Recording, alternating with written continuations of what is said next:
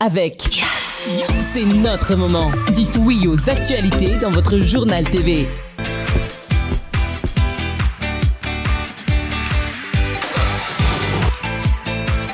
De beaux projets pour des budgets serrés. Batimax, le partenaire des bons plans.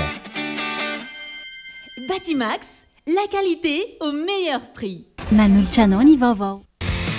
PEF, parcours études en France. Réalisez votre rêve d'étudier en France avec PEF. Manulcianoni Vovò. UPRIM, Université privée de Madagascar. Manulcianoni Vovò.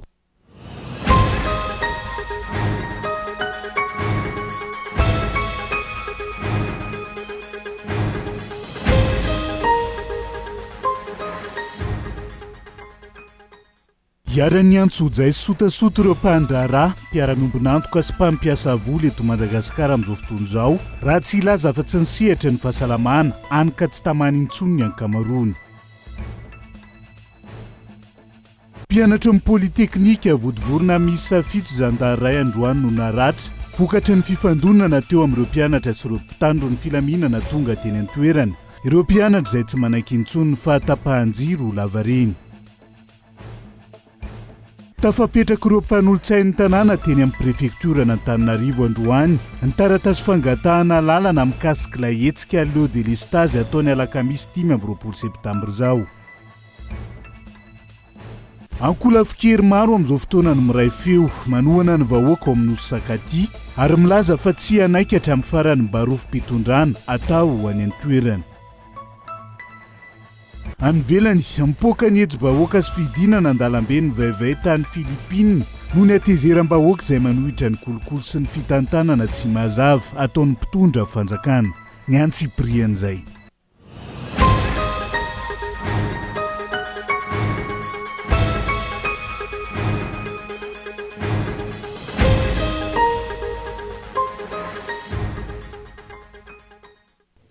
Ngadondrainy amin'ny valoralina fotoana ny fampalalam-baovaontsika eto amin'ny fitalavitra kolo atena ny araba tongolasy tongovavy manasana ihany koa anaraka ny antsiprian'izay toy ny mahazatra matoa andatsoratra avy hatrany no ndeha hanokafana ny fiarahana.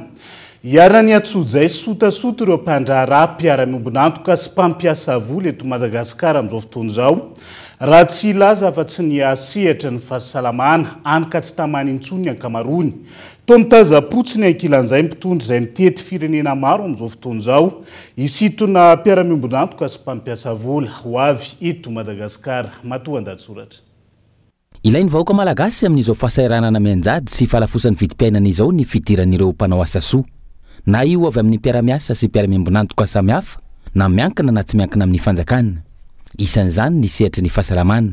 Zava-dehibe ny fanampiana isa ireo tompom-pahasalamana sy ny fampitaovana azy ireny ho an'ny fanampiana amin'ny fitsabonana ireo mpiray tanindrazana marefo ara-pivelomana indrindra ny reny sy ny zaza. Ny olana mipetraka nefa eny fa na dia misy aza ireny fitsabonana manakaiky vahoaka sy karavany medikala mitety faritra ireny tsy mahasehaka anisan'ny mponina marefo mila izany fitsabona izany no tsy mahavita manara-maso ny fomba fiasan'ireo ekipany ihany koa raha io sehatry ny fahasalamana io no asiateny. Mitaraina ireo mpiasan'ny fahasalamana amin'ny alalan'ny syndicat triade ka milaza fa misy ny tsindry sy ny ramatahora avy amin'ireo tompon'andraikitra eo anivon'ny ministera foibe eo ampanataterana ny asany. Mitaza-potsiny ny mpitondra eo anatrehan'izany. Mitaraina ireo mpandraharaha mpiara-miombonantoka manao asa soa sy manampy ireo vahoaka sahirana izay efa mipetraka eto amintsika. Mitaza-potsiny ihany koa ny mpitondra fanjakana ataon'ny mpitondra ambanin-javatra ilay mahazava-dehibe ny fiaraha-miasa ny miankina sy ny tsy miankina amin'ny fanjakana. Ny tena olana misy ireo miezaka mitondra ny anjara birikiny ka manatateraka etsika fizaham-pahasalamana maimai-ponina, forazaza maimai-ponina, fanomezan'ny raha maimai-ponina, saingy ilana sotasota, somparana, amoronana izao akanga-tsy manorana rehetra izao mba hanohitohinana ny asa ataon'ireo malala-tanana ireo. Ny ambadika izay dia tompon'andraikitra eo anivon'ny ministeran'ny fahasalamana. Raha tsarotsika efa mitaraina mahakasika ity sehatry ny fahasalamana ity ny sinady ary nanamafy ihany koa fa melohina ireo solon-tena-mpanjakana eny fotony tsy manaiky manome alalana raha toa ka mahafen'ny fepetra ny etsika atao. Tsy ny sehatry ny politika ihany zany fa ny sehatra rehetra indrindra ny sehatry ny fahasalamana izay tena ilain'ny vahoaka miantraika amin'ny vantana amin'ny vahoaka ihany koa. Hatreto anefa tsy mbola nisy fandraisana fepetra ireo tompon'andraikitra ireo tsy mbola nisy fepetra noraisina ireo mampitaraina ny maro amin'ny fanaovana tsindry falavo ireo izay mizara ny kely ananany ho an'ny vahoaka. Matetika misy ambadika hafa ireny fanenjehana sy fanaovana sotasota ireny satria izay manao asa soa mitsinjo ny fahasalaman'ny mpiarabelona aminy indray no raisina ho fahavalo ary anaovana tsonjay ilana vaniny ary misy aza torinina eny amin'ny fitarana mihitsy. Efa vitsy ny tobo-pahasalamana eto amintsika, vitsy ireo mpitsabo, maro amin'ireo navita fianarana amin'ny sehatry ny fahasalamana no tsy anasa ka ireny tsy miankina mitsinjo ny vahoaka ireny no manamaivana izany vesatra izany. Tsy mahagaga raha toka tsy tamana eto amintsika ireo mpampiasa vola. Tsy mahagaga raha toka tsy misy ny antoka iarovana ny fampiasam-bola ataon'izy ireo eto Madagasikara. Ny mahagaga nefa mandeha mitety firenena maro any ivelany ny mpitondra fanjakana hitady mpiara-miasa sy mpiara-miambonantoka ampiasa vola eto Madagasikara. Ireo efa eto an-toerana indray nefa atao izay aleomonina azy noho ny fitiavam-bola sy ny fanaovana tsinotsinona ny mpiray tanindrazana. Izy ve ny fampandrosoana eo anatrehan'izany? Iatsara ve ny sehatra ny fahasalamana raha toka misy ireo miezaka manolo tanana, fa misy ihany koa ireo olombitsy mpahazo tombotsoa manokana miezaka isakan'izany. Raha tena fiahina sy fandraisana tanàna ny vahoaka sahirana sy ireo fahadiranova no katsahina, ireny mpanao asa soa sy asa sosialy ho fanampiana ny mponina ireny no toanana, amporosiana ihany koa anampy bebe kokoa noho izay efa vitany, na mpanao politika io na olon-tsotra na fikambanana na mpandraharaha tsy miankina. Raha tena misy finiavana anampy sy anatsara ny fahasalamam-bahoaka, tokony ho raisy ny fitondram-panjakana tanana ny fepetra.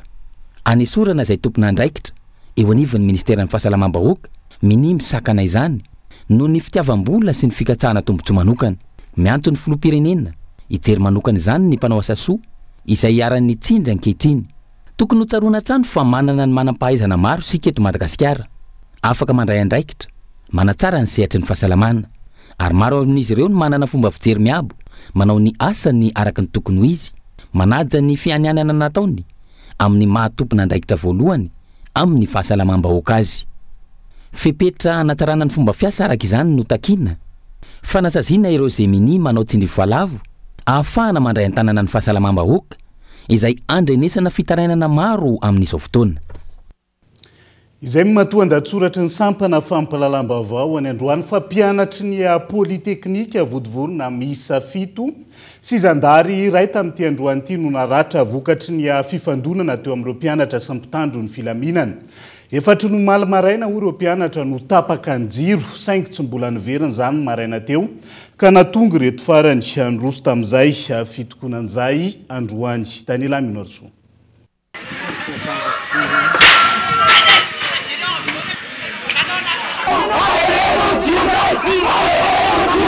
Nidina an-dalambe nandoro kodiarana sy nanan-kandalana ny maraina teo ireo mpianatra teny amin'ny politeknika Vontovorona. Antony, efa homalo ireo mpianatra no tapaka ny herinaratra teny an-toerana saingy tsy mbola niverina izany ny maraina teo. Antony natezitra ireto farany ka natonga azy ireo niroso tamin'ny fitokonana ny maraina teo. Tapaka ny jiro maraina dia amin'ny hariva miverina kely dia tapaka ndray avy eo dia tsy afaka anaovana mémoire mihitsy izany zay amin'ny oviana zany zay nanao mémoire amin'izany mijala ny mpianatra. Omaly zao izy tokony hoe tamin'ny roa tapaka izy amin'ny sivy amin'ny roa averina hatramin'ny tsaika amin'ny fito sa amin'ny enina zay vao averina. Dia za miverina efa ny mpianatra anay manao boky fianarana ty mila herinaratra daholo. Kely hoe le famerena ny jiro zany averina tampoka le izy dia aveo tapahan-kely indray dia efa be da be zavatra simbanay amin'izay zay mampiasa écran plat ordi simba daholo zany rehetrarehetra zany rice cooker. Tahaka ny mahazatra ny gadona teny an-toerana ihany koa ireo mpitandro ny filaminana. Ny tombo vokatra izany ny atezerana ireo mpianatra ka raikitra ny fifandonana teo amin'ny rotonta. Izahay mitaky ny zoanay ara-dalàna, mitaky jiro zahay dia maninona zany zahay no mpitandro filaminana lefa ty aminay aty andratranay. Solution dia davinay dia ratra sy fandratrana ve zany no omenanay. Mitaky ny zoanay zahay ho antsika malagasy rehetrarehetra, ho antsika mpianatra zay mahatsapa fa miaina ao anaty fahasahiranana indrindra amin'ny resaka jiro dia aza vela iady rery izahay mpianatra fa manentana antsika hiara-iady aminay. Mpianatra miisa 7 sy zandary iray no naratra nandritra ny fifandonana.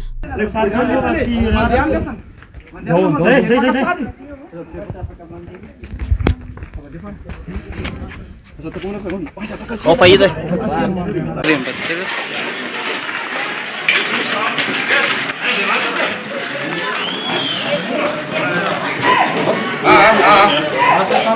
hijanona fa iamafetrany hetsika ataon'ireo mpianatry ny politeknika Vontovorona raha tsy mahita vahaolana mikasika ny fahatapahan'ny herinaratra sy ranoinan-toerana ny tompony andraikitra isan-tsokajiny. Ny ankamaroan'ireo mpianatra izay efa saika miroso amin'ny fanaovana memoara avokoa amin'izao fotoana.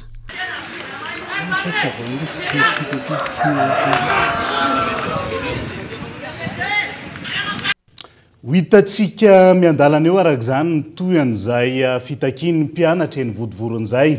Fa tsy ireo mpianatra ihany mijaly noho izay fatapahany herinaratra lava reny izay ihany koa ny eny Alakamisy. Vontovorona feno arivo sy manodidina amin'izao fotoana izao radiny 4 teo aloha ny faharetany fatapahan-jiro tamin'ireo toerana voalazo ireo noho ny fifanarahana tamin'ny JIRAMA. Jivoady izany fa nitombo ny ben'ny tanàna tao an-toerana nanaovana fanadihadiana tamin'ity andro anty. Andao rahantsika ny fanampanazavana. Jaly ny vahoaka amin'ny fiariana satria hitantsika raha antsika mahita zao fa dia tena tsisy mivarotra, tsisy na fivezivezen'ny fiarahamonina dia tena tapaka tanteraka ankehitriny. Ny rano ihany koa dia tena anisan'ny mampimenimena ny mpianatra fa mba ezahana arak'izay azo atao raha sitraky ny JIRAMA sy ny fanjakana foibe mba ny amerenana an'izay amin'ny laoniny satria dia mijaly ny vahoaka ety Alakamisy feno arivo ety. Tsy eto amin'ny faritry ny Vontovorona misy ny campus ihany fa hatrany amin'ny faritra rehetra eto anivon'ny commune Alakamisy Vontovorona. Io moa tsy hoe zahay eto ihany no misy an'izay délestage zay fa manerana ny Antananarivo sy ny manodidina. Omaly zay raha teneniko anareo ny omaly dia efa amin'ny 5 efa amin'ny 9 arivo efa amin'ny 7 arivo vao miverina ary anisany efa nampozina ihany ilay fihetsiketsehana ataon'ny mpianatra satria efa naheno renseignement fa omaly no saika efa anao an'izao fitakian'izao ny mpianatra. Fa omaly moa hitanareo weekend dia mety zay nahatonga an'ilay tsiraikitra fa androany izy io zany vao manatanteraka an'io fihetsiketsehana io ny mpianatra mitaky an'izay. Ireny ny zava-misy fa raha ny iverenantsika ny fanohi-kevitra samihafa mahakasika an'izay olany herinaratra. Mbola tsy vonana foana ny gaboraraka amin'ny olany herinaratra mpitondra fanjakana amin'izao fotoana izao. Raha ny fomba fiasany hono solombavam-bahoaka tsy fahaiza mitantana izy ireo no antony tsy matafarina ny orinasa JIRAMA amin'izao fotoana izao izay lasa mpanjara herinaratra sisa fa tsy mipetraka ho mpamokatra intsony. Vahaolana vonjy-tavanandro foezaka no entina isaky mitroatra ny vahoaka raha ny fanohi-kevitra nentin'ity solombavam-bahoaka ity. Andao rahantsika ny antsiprian'izay. Misesesy ny hetsika fitakiana taon'ny vahoaka le délestage ary ahina iamafitra ny toe-java-misy ankehitriny. Eo anatrehan'izay miezaka mampitony amina vahaolana vonjy-tavanandro toy ny mahazatra ny fitondrana rajoelina. Raha resaka sy kobaka ambava no mahava ny olana tsy toy izao ny zava-misy ho ny solombavam-bahoaka nanaovana fanadihadiana. Tsy misy zavatra mipetraka matipaika alcalculé mandeha fa saika arakaraka ny fimenemenona ny olona no hitondrana vahaolana vonjy-tavanandro sy maika fotsiny takany hoe afarana le fitaovana nefa tsy zaka n'ilay lalana ilay izy afarana ihany koa le fitaovana fanjakana resaka eto matériel bonne occasion afaranao na zavatra ataontsika hoe solution type top ihany koa ny anaran'izany raha ny resaka ny nampandroso efa helitsika ny nandroso fa tsy mampandroso ny resaka fa lasa effet d'annonce daholo le solution ny resaka production na énergie zany dia nomena privé daholo ny JIRAMA zany amin'izao mpanjanjara jiro isany asany fa tsy mpamokatra jiro intsony.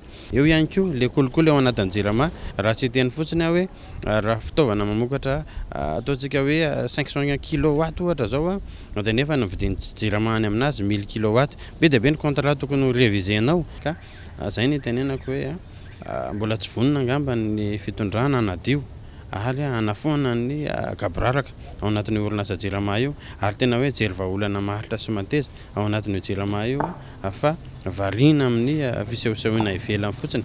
Vahaolana anambarany mpitondra indray ny fanamboarana milina mpamokatra herinaratra efa simba, fanafainganana ny fananganana ireo tompam-pamokarana herinaratra mandeha amin'ny herin'ny masoandro. Vahaolana izay efa tsy vaovao intsony ary tsy amehana matoa tsy tanteraka hatramin'izao ho ny vahoaka leo miaina anaty aiziny.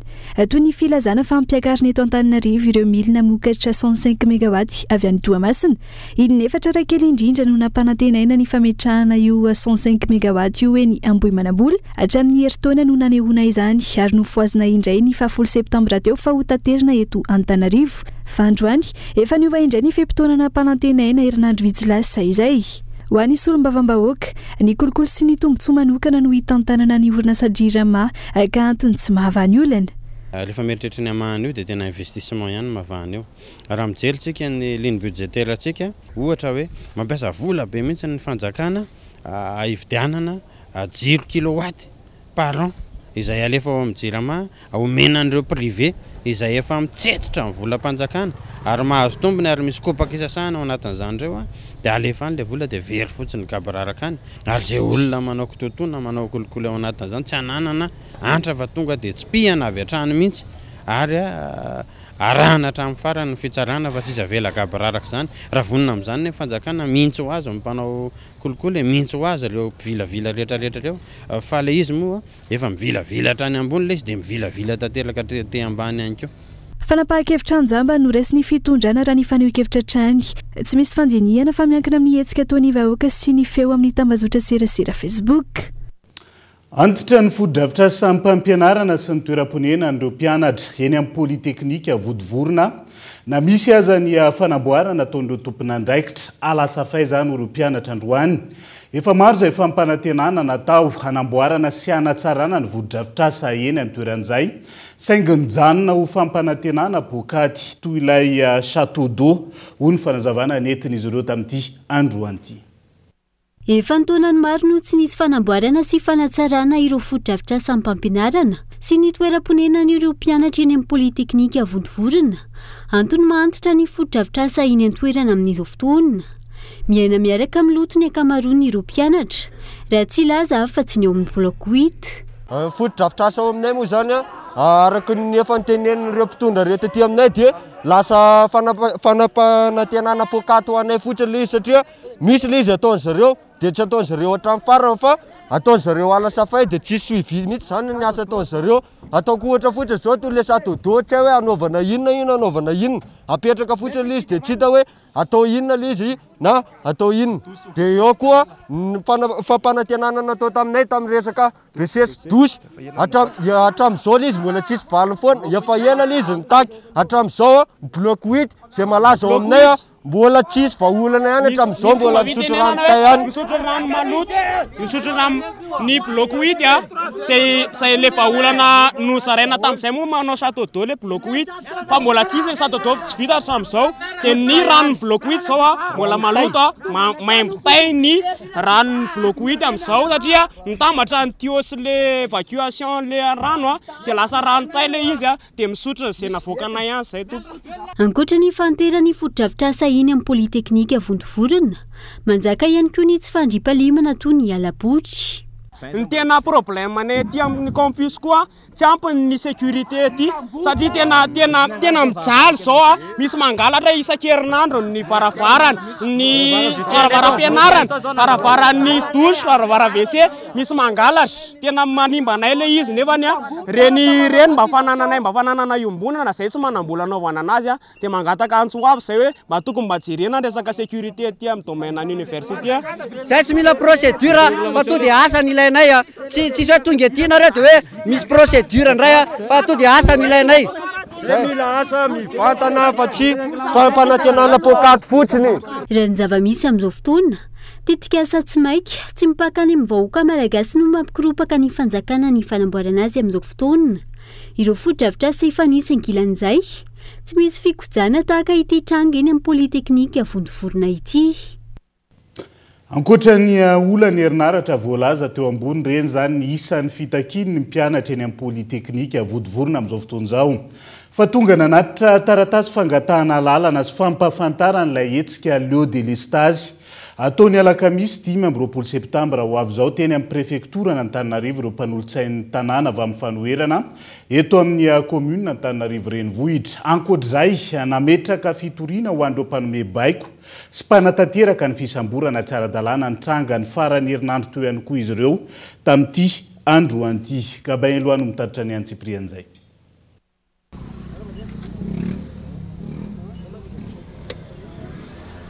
Tonga nametraka fitoriana teny anivon'ny fitsarana ambaratonga voalohany tetsy anosy ireo mpanolotsaina tanàna voafidy teto Antananarivo renivohitra. Fitoriana izay manameloka sy mitaky ny fandraisana andraikitra amin'ireo mpanome baiko sy mpanatanteraka ny fisamborana tsy ara-dalàna na raha na irisetra. Niatra tamin'ny Rakoto Arsofa, Niry Alban sy Clémence Rarinirina ny farany herinandro teo. Ratsevina efa nisy fitoriana nataon'izy ireo ny sabotsy teo nanohitra ny tsirariny nahazo an'ireo mpanolotsaina menada ireo fa tsy niraisin'ny fitsarana. Antony niverenan'izy ireo teny antoerana androany ity. Voalohany dia fitoriana ny ministre délégué miadidin'ny gendarmerie sy ny ministre ny filaminam-bahoaka no ny fanaovana sambo-dokotra olom-boafidy 3 teo am-panatanterahana ny asany miampy harcèlement moral sy harcèlement physique.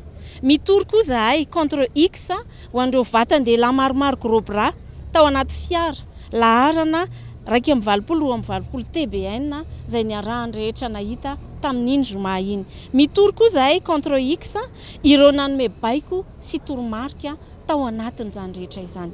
Niady amin'ny tsy fisinjiro sy ny tsy fisindrano tsy adin'olona anankitelo fa ny olona rehetrarehetra eraky Madagasikara no mahatsiaro potika asa fivelomana ary rava fiainana ao anatin'izany.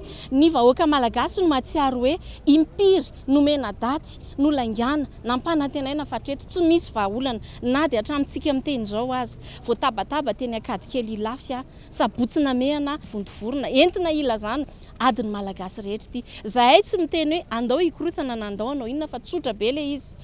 Ny antso izay ny bidon jaune sy ny jirona koa izay tonga saina rehetra aneo an'izany tsy fahafampony sy tsy fifaliana izany amin'ny 5 septambra. Taoriny ireny fisamborana sy herisetra nahazo azy tamin'ny zoma ireny. Naratra ny mpanolotsaina Clémence ka nahazo repos médical la folo andro raha toa ka 5 andro kosa ho an'ny baba raha ny fanazavana hatrany. Ankoatr'izay rovitra ny lambany nandritra ny fisamborana azy ary voatazona ny findainy misa 3 hatramin'izao. Ankoatra ny fanaterana ny fitoriana tonga nanao sony manamarina ny fahatongavana ho eo ambany fanaraha-mason'ny fitsarana ireto olom-boafidy ireto androany io na eo aza ireo karazana fampitahorana natao sy mety mbola hatao amin'ireo mpanolotsaina. Tsy emotra izy ireo fa anohy ny hetsika Leo Delestage ny alakamisy 20 septambra ho avy zao ho fampahafantarana sy fangatahana alalana iroso amin'izany. Tonga teny amin'ny préfecture ny Antananarivo eny Tsimbazaza ny mpanolotsaina tanàna androany. Ngeto zany zay ametraka an'izy ity amin'ny ton préfet ary tsy tara mihitsy zany zao ny valom-baporory somary nanahirana ihany moa nametrahana an'izy teo satria ametraka taratasy fotsiny ianao dia mila mifampiera amin'ny zao efa mahazatra moa le hoe tsy ekeny vidra-panjakana député Afakandro tsy afaka nametraka saboady ny député Antoine Radjesson tsy afaka nanao fionana tany aminy ny député cité ny filohan'ny opposition tsy tafavoaka trano ny tany filiara fatantsika ny fomba ataon'ny mpitondra ankehitriny fa tsika rehetra angamba tafakajiro mahaly alina mbola tena nampono eraka ny tanàna ny olana amin'ireny zany dia tsy samy miady any amin'izay sisisiny ihany samy miady ho anazy ka tsy amomby mihitsy le izy raha vao tsy mitambatra izay mahatonga antsika raisina tsiraray ohatran'io resy kelikely. Iroso amin'ny hetsika izy ireo na isy azy ny fanakanana izay efa ampoizina miloha raha ny fanehoan-kevitra hatrany. Dia zay ihany koa no hoentsika miseny vetivety ao anaty doka fohy mbola maro fanadihadiana azy vavao misongadina mbola hoentina aminao rehefa avy eo. Santionan'izay ny fanambarana nataon'ireo ankolafikery samihafa mahakasika ny zava-misy any sakaty amin'izao fotoan'izao eo ihany koa ny famonoana hafa ataony ampitondra manoloana an'ireo raha mafana eto amin'ny firenena. Ao anatin'ny tapany faharoa ny fampahalalam-baovao no anarahantsika ny Antsiprian'izay. Aza misaraka aminay ary.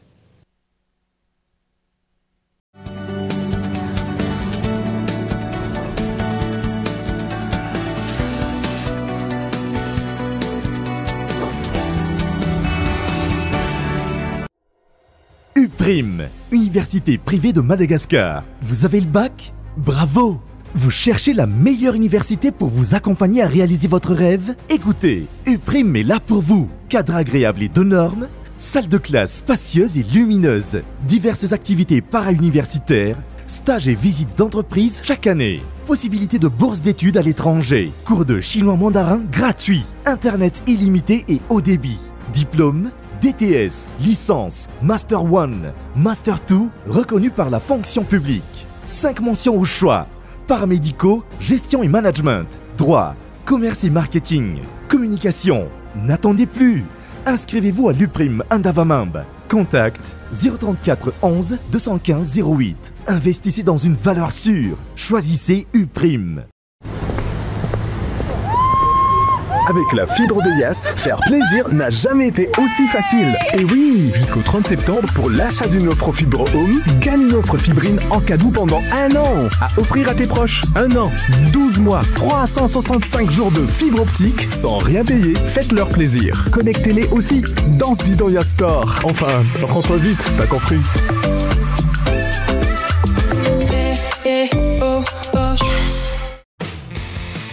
PEF, parcours études en France. Réalisez votre rêve d'étudier en France avec PEF. Après le bac, optez pour l'option 2+1, 2 ans à Madagascar et 1 an en France pour obtenir votre bachelor. Vous avez la licence, optez pour l'option 1+1, 1 an à Madagascar et 1 an en France pour décrocher votre master. Plusieurs filières et spécialités dans 2 prestigieuses écoles en France. Parcours études en France, Cap 3000 Anjar. Contact 038 45 085 85 020 85 085 85. Financez vos études avec le crédit PAC étudiant de la BNI Madagascar. Car votre projet d'études en France commence chez nous.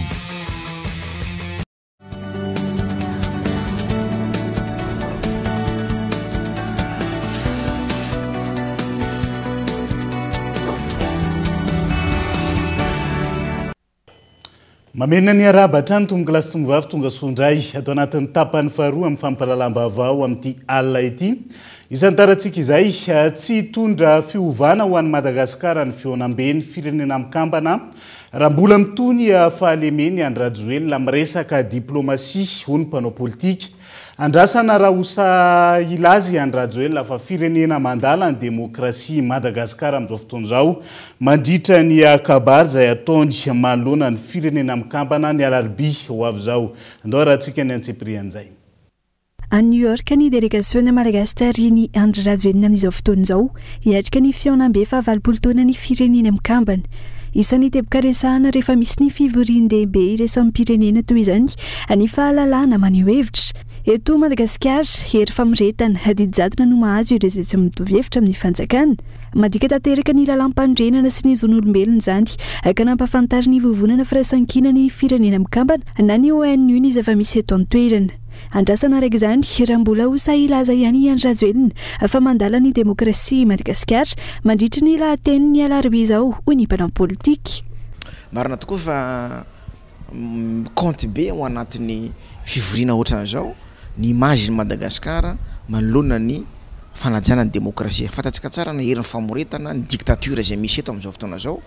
Marina firaisan-kina tokoa nandefa taratasy misokatra eo anivon'ny secrétaire mpanatanteraky ny firenena mikambana izay nandefasana copie SADC, izy moa ny filohan'ny SADC nandefasana copie ny Union africaine satria tsitsika dia tsy firenena mionona atao anatiny ato fandray amin'ny raisam-pirenena ka mila manaja an'izay protocole cadre zany ny filohan'ny SADC. Mila manaja izy hoe mila malalaka ny olom-pirenena manao hevitra, mila sokafana ny fahazahoan'ny olom-pirenena mahazo vaovao ary mila malalaka koa ny olona hitaky ny zavatra marary azy. Hiatrika fivoriana lehibetsika amin'ity herinandro ity dia hitantsika ao ny zavatra tonen'ny filoham-pirenena sao de hoe lasa discours à la mode fotsiny hoe Madagasikara mandala demokrasia nefa atao anatiny ato anao poretinao le vahoaka, ampitsalianao le vahoaka, gadrainao ny mpanao politika, gadrainao zay tsy mitovy hevitra aminao.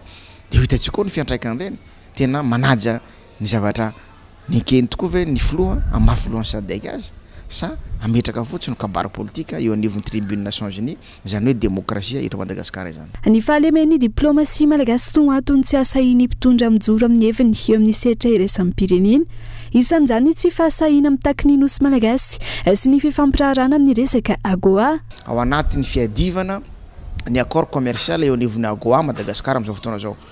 Vitantsika ve ny fampiresaka amin'ny solotenan'ny firenena Amerikana eo zay mandray anjara am'zany someany ONU zany ho vitatsika ve mbola hanosy ny fampiresahana frantsay na haneho ny ady zay ataotsika ho fitakinan'ireo nosy manodidina zay anisany mbola tsy misy fanapahan-kevitra matotra hatram'izao ho vitatsika ve ny hanatsara ny fifandraisantsika amin'ny firenena maro samihafa mba ahafahantsika mahazo ataontsika hoe famatsim-bola mahazo ny fanampina satria mbola ao anatin'izay sehatry ny fitrosana ao anatin'izay fiandrandrana ny aide internationale zay ny Madagasikara am'izao fotoana zao zay no andrasan'ny vahoaka malagasy amin'ny filoham-pirenena amin'izany ho discours à la mode ny kabary atao mandritra ny fihaonam-be iraisam-pirenena tahaka izao raha mbola tsy manana fahavononana anao atsisika amin'ireo tepika-andrasan'ny malagasy Andry Rajoelina raha ny fanazavana hatrany fankolafikeri maro am'izao fotoana no miray feo manohana ny vahoaka ao amin'ny nosy Sakaty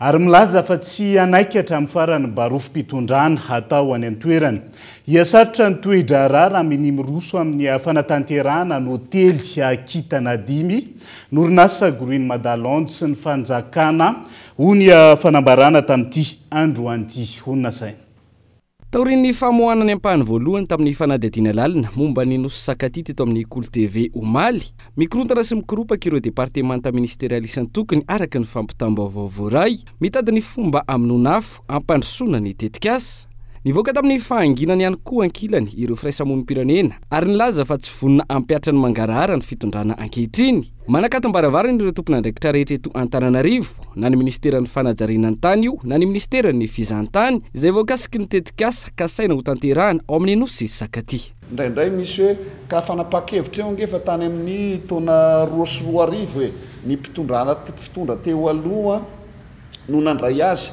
ilay nametraka an'ilay bailantifeoteotika ge Green Madalande ge ka tao amin'ny fitondrana tao aloha fa tsy zay fa natinana sy tiana isika manamasina an'ireo fanapa-kevitra teo aloha teo rehefa hanala n'ilay olom-pirenena eo anatin'ilay nositsika reo olona fanapa-kevitra teo aloha teo zany mbola resaka rahataratasy daholo fa tsy mbola misy fanalana zany hoe mbola tsy voamasina ilay fanapa-kevitra ao anatin'ilay izy fa ny fitondrana amin'izao fotoana izao zany no tady hanao dingana ao anatin'ilay mety anala ny olom-pirenena tsisy fanakalozan-kevitra ao anatin'ilay fampiasana ny tany ary rehefa ny amin'ny toerana anankiray voakasika ilay izy ohatrany faritra toy ny Sakaty ity no dia ny vahoaka malagasy ao amin'ny faritra io alohany no tokony ho tanjona voalohany fampandrosoana fa tsy sanatry hafa na hoe ny vahoaka malagasy aty Antananarivo no tiatsika ho ampandrosoana mivantana tsy misy mangarahara fa ihany koa manitsakitsaka ny lalàna sy ny zon'olombelona ny fanjakana ny Green Madalande miaraka amin'ireo orinasa mpiara-mombona antoka aminy amin'ny fanatanterahana ny hôtely Kitana 10 ao amin'ny nosy Sakaty raha ny faneho-kevitra hatrany tsy mitondra fitoniana ny jadona anerena ny fanatanterahana ny tetikasa ka tokony ahay andray lesona ny mpitondra sotoavina ho an'ny malagasy ny tenera zany fa ny didy jadona sy ny teny midina dia tsy natao ho an'ny malagasy mihitsy fa fomba vahiny izy io misy mivoy an'izay manko hoe tsy tia fampandrosoana no Sakaty efa tagny zahay tsy zay no agny fa lay fomba fanatanterahana fampandrosoana no mila teniera mila teny fampiarahana dia eo amin'izay no anatanterahana azy fa tsy hoe atao tiakano sy tiakano miara-mombonatoka miara-mimpo amin'ny fokony olona Sakaty ny tapo-miavo efatra tapotrisa era Madagasikara amin'ny tiraharaha ty ary no Sakaty dia malagasy ohatra malagasy rehetra manana ny soatoavy izay mampiavaka azy ka sao hanenenana tonga eto Antananarivo amin'izao ny solotenan'ireo mponina avy amin'ny nosy Sakaty mangataka feonana amin'ny fanjakana foibe fa tsy misy miaino eo anatrehan'izany miala nenina ny sirfa na ny sehatra hitambarany ray aman-dreny faritra Atsiranana misoroka ny fifandonana eo amin'ny samy malagasy raha minimanao barofo ny fitondrana sy ny orinasa anatanteraka ity tetikasa ity ny fikamanan'ny ray aman-dreny dia manana didy sy andraikitry miaro ny zofototra ny maolo indrindra fa amin'ny lafin'ny fomba amin'ny lafin'ny tantara amin'ny lafin'ny kolontsainy amin'ny lafin'ny zofototra maolo amin'ny hasintany sy hasinrazana izay napetraka ny ray aman-dreny ny fandimby tagnatin'ny taogno marobe izay fototra ijoroany maolombelogno sy ny vahoaka miaigny ao agnatin'ny ara-dalàgna ara-drarina agnatin'ny amin'ny nosy Sakaty sy amin'ny faritany amin'ny antsiragna ray manontolo igny araka ny fahitany dia misy raha tsy rariny agnaty ao misy raha tsy mety magnitsakitsika ny zo amankasigny maholo agnaty ao ka hitanefa mendriky ampiagna mendriky itohanagna ary mendriky izavagna vaolagna ka tsy niany tia misy mpanambola na misy manampahifagna izay tonga dia tsy agnamia hasiny tsy agnamia lanja zay ezaka fa nataony vahoaka. Ny taona 20 no efa nisy polina atao amin'ny nosy Sakaty taranaka fafito na 7e génération no mivelonao ankehitriny. Vahoaka miara-mentana isin'ny fampandrosoana porofon'izany ny fahavitandro fotodrafitrasa ezaky ny polina madiodio toy ny sekoly, hôpitaly sy ny sisa izay maimaimpona avokoa. Androany ankolafikery maro no miray feo mitaky ny ampitsarana ny ramatahora sy fantikan-dalàna anaovana barofo ampandehanana ny fanorerana hôtely Kitana 5 ao amin'ny nosy Sakaty. Manambahiny indray ny sampana fampalalam-bavao amin'ny ality dia tsy iza fa Ramatoa Centrafrique Kamalota le général amin'ny fizahantany eo anivon'ny ministerany fizahantany sy ny asa tanana miarabanao tonga soa ato anatin'ny fampalalam-bavao amin'ity alina ity ho tanterahana ny fito amby roapolo sy fahavalo amby roapolo ny volana septambra ho avy zao amin'ny fanamariana ny fankalazana ny andro maneran-tany ho an'ny fizahantany eto Madagasikara. Manahoana sy manahoana ny fandaharam-potoana ao anatin'izay. Mankasitraka indrindra iva mifanasana ary faly miarabantsika rehetra ny tokantrano any mijery ny fahitalavitra Cool TV miaraba ihany koa atsika rehetra atao anatin'ny sehatry ny fizahantany satria ho avy ny fankalazana ny journée mondiale du tourisme izay ho tanterahantsika ny fahafito amby roapolo sy ny fahavalo amby roapolo ny septambra ho avy izao any Morondava nanaovantsika azy amin'ity indray mitoraka ity. Ny fandaharam-potoana moa zany dia misy hetsika maromaro izay ho atao ny amin'izay roa andro izay. Anisan'izany ny carnaval lehibe izay ataontsika miaraka amin'ireo olona any an-toerana iarahana miasa miaraka amin'ny manam-pahefana any an-toerana sy ny vahoaka ary ny association maromaro. Dia eo ihany koa ny anaovantsika conférence ary ny fitsidiana ireo toerana ny datany fafiry amby roapolo io tsara zavaina mazava ho an'ilay mpanaraka ny fampalalam-bavao mizara roa ve ilay fankalazana ao anatiny manahoana ny andro voaloha manahoana ny andro faharoa. Ny andro voalohany ny fahafito amby roapolo ny volana septambra dia natokana iarahana miaraka amin'ny mpisehatra rehetra sy ny vahoaka rehetra eo Morondava. Izany hoe misy carnaval lehibe ho atao ho tohizana izany amin'ny cérémonie officielle sy ny conférence mahakasika indrindra izay resaka fizahantany amin'ny faritra mena be izay ary ho faranana amina hetsika ara-javakanto eo amin'ny plage ny Nosikely izay anasana ireo artista ny toerana sy artista national moa zany ary miaraka ihany koa amin'ny afomanga lehibe izay ho ataontsika faranana amin'ny soirée du tourisme iarahana amin'ireo invité. Ny andro faharoa indray dia ny 28 septambra ho avy izao dia hitsidiana manokana ny tanànan'ny Kivalo izay miala kely ny tanànan'ny Morondava tanànana Mpanjony Vezo izy io dia iarahana miasa moa zany miaraka amin'ireo VVF sy ny mpiara-miombina antoka hafa dia hijerevana ihany koa ny site Allée des Baobab ary anaovana action sociale ho an'ireo olona sahirana eo amin'ny association eo amin'ny Allée des Baobab io. Inona ny tena isan'ny ataontsika hoe ny safidianareo any Menabe Morondava ao anatin'ilay fanamariana ilay andro maneran-tany? No safidiana manokana Morondava no ny arena ananany ara-pizahantany. Manana site touristique tena hoe manintona mpizahatany eran'izao tontolo izao Morondava. Raha tsy hiteny afa-tsy ny Tsingy de Bemara, ny Allée des Baobab, ny ireo forêt marobe ala maro ary indrindra ihany koa ny kolotsaina izay ananany ireo mponina avy eo Morondava faritra Menabe, Sakalava sy ny Vezo izay tena manana arena be dia be ara-kolotsaina ara-kultoraly ary izay rehetrarehetra izay no antony any safidiana manokana any Morondava amin'ity journée mondiale du tourisme. Fa ny tanana na hafatra ary atsipinao Ramatoa. Manentana antsika rehetrarehetra ho avy hiaraka ankalaza an'izany journée mondiale du tourisme izany izay ho ataontsika any Morondava faritra menabe ny 27 sy 28 septembre ho avy izao ary manentana ihany koa atsika rehetra izay ato anatin'ny sehatra ny fizahantany hifanotrona ministera sy ireo mpisehatra rehetra ato anatin'ny fizahantany satria androntsika io dia ho ankalazaintsika amin'ny fomba manetriketrika izany fizahantany izany izay mamelona olona marobe na mivantana io na ankolaka ary mampidibola vahiny tena betsaka ho an'ny Madagasikara. Ankasitrahana ny tale jeneraly ny fizahantany tao anatin'izay fampafantarana ny hetsika samihafa hoentina manamarika ny andro maneran-tany ho an'ny fizahantany izay. Fanohizantsika ny fampalalam-baovao famonoana afo sy faniliana andraikitra sisa no ataon'ny mpitondra fanjakana amin'izao fotoana izao. Lany andro amin'ny fanenjehana ny mpanohitra mpitondra ka tsy misy ny fampandrosoana vanina. Ho ny mpanao politika nanaovana fanadihadiana vahaolana no ilaina fa tsy fanenjehana ny mpiray tanindrazana mitaky vahaolana sy maneho ny marary azy eto amin'ny firenena amin'izao fotoana izao. Raha ny fanohi-kevitra Entsora Soarymalala.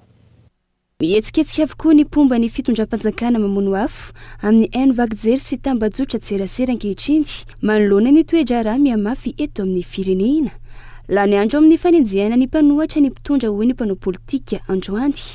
Ny famonoana afo tokony ho ataon'ny fanjakana dia ny vahaolana amahana izao olana misy eto Madagasikara izao.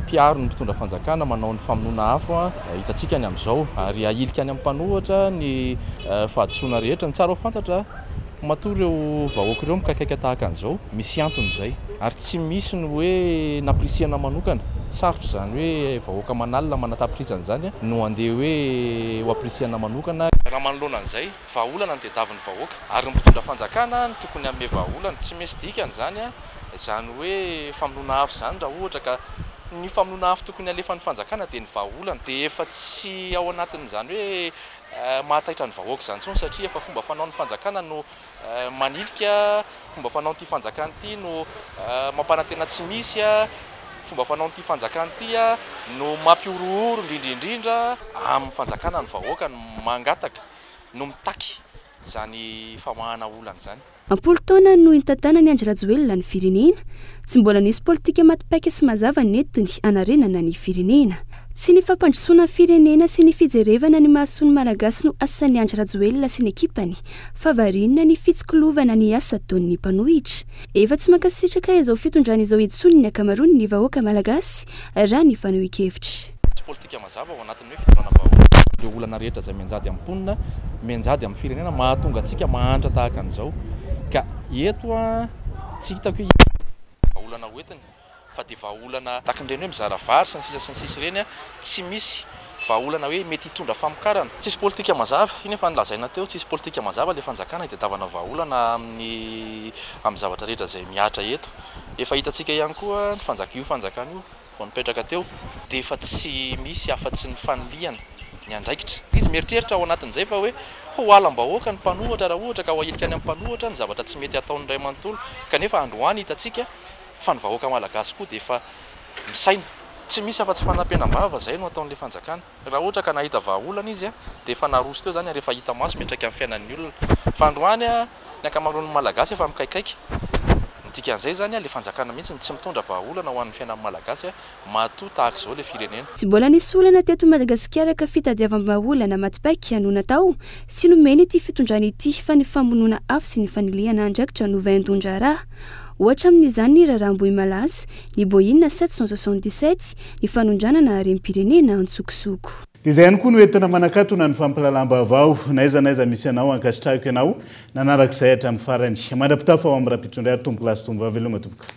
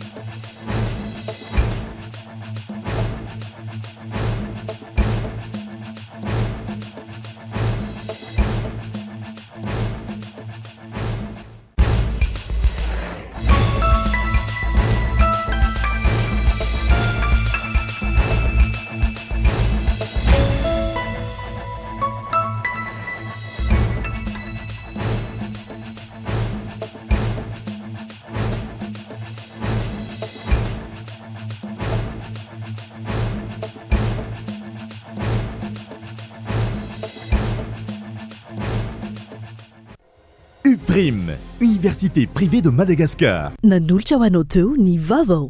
Université PEF, parcours études et formations. Nanolotra ho anao teo ny vaovao.